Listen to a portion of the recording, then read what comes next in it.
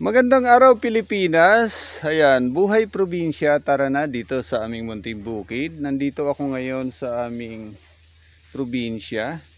Ayan, may ilalatag lang kaming hose. Ayan, ipapakita ko sa inyo yung hose mamaya at yung drum dahil gagawa tayo ng continuous flowing water. Ayan, para hindi na kami pupunta ng sapa. Ayan, ipapakita ko po sa inyo kung paano namin gagawin itong continuous flowing water. Ito yung drum na pag-iimbakan namin ng tubig. Ayan, kasama ko si Mang Kanor. At kasama ko si Papa Mong dito. Ayan, yung aking katiwaldas nandun. Ayan. Ilalatag namin yung hose.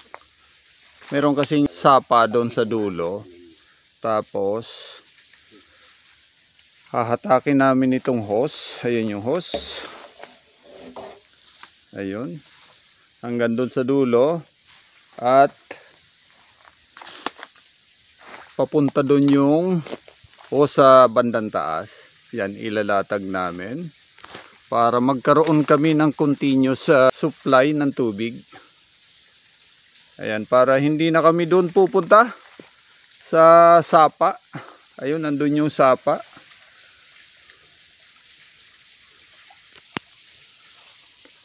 Ang hirap kasi pag tag-init na dito sa amin sa probinsya.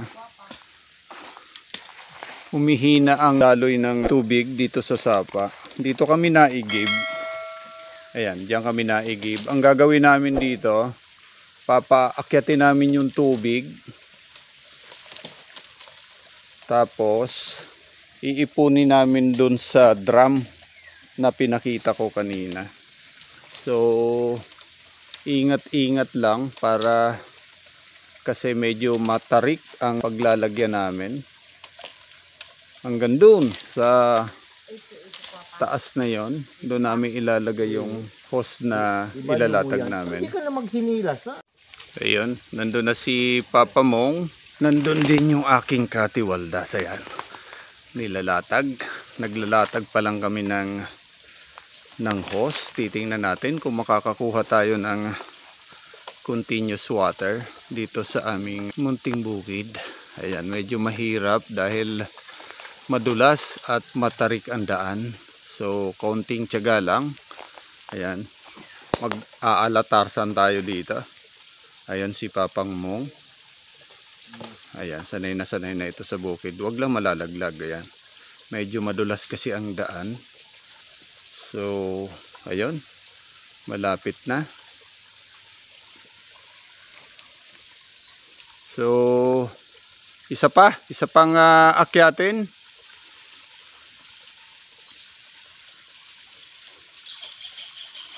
Ayan, hihilain pa namin itong hose.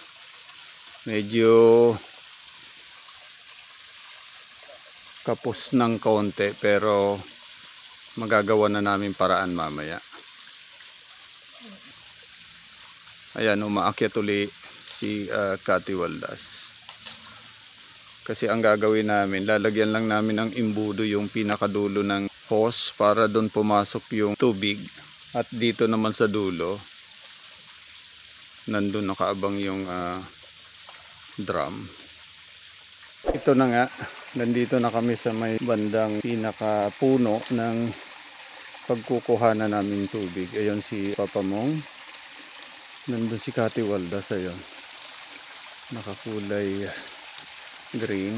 Nilalatag namin yung hose. At dito nga manggagaling yung supply ng tubig. Ayan.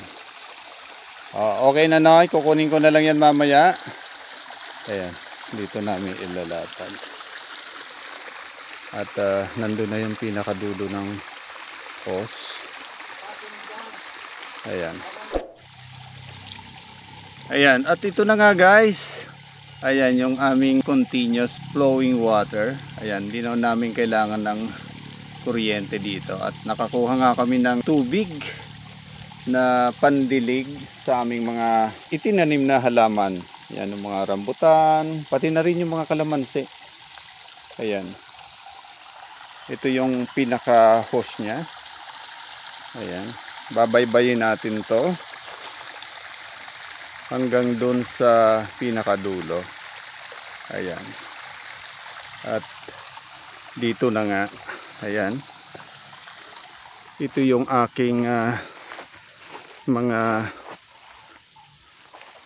tanim na kalamansi.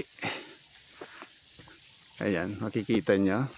Pupuntahan natin yung drum na pinag-iistakan natin ng tubig ngayon. Yan, medyo hindi na kami mahirap mag-igib ng tubig para idilig lang dun sa mga bagong tanim na rambutan. Nandito yung bandang baba niya. Nandito yung drum. Yan, maglalagay pa ako isang drum mamaya. Ayan, titingnan natin kung malakas nga ba itong tubig na nakukuha natin dito sa continuous water. Ito yung drum. Tingnan natin. Ayan. Nandito na siya ngayon. Nakakaipon na kami ng tubig. Ito yung ipapandilig namin sa mga bagong tanim namin mga rambutan. Ayan. Ito yung hose. Ito yung drum natin. At ito na nga. Ayan. Wala na tayong ginagamit na electricity niyan. Tingnan mo naman kung gaano kalakas. Dito lang yan sa aming munting bukid. Ayun o.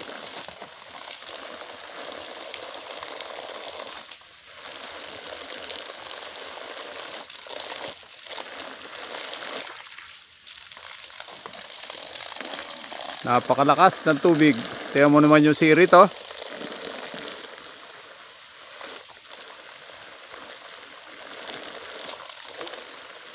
Lakas ng tubig, lakas ng pressure. Ayan. Grabe, ayun oh. Yun oh, napakalakas ng tubig namin. Free water. Ayan, dito lang yan sa aming munting bukid. Gumamit kami ng hose niyan, 3/4. Ayun, nilagay namin doon sa sapa.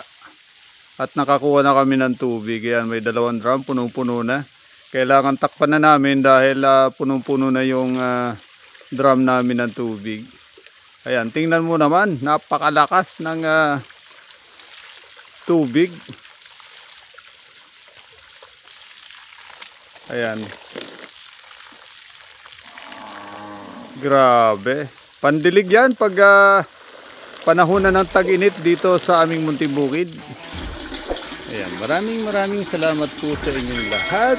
Muli, stay safe, stay home. God bless. Diyos mabalos.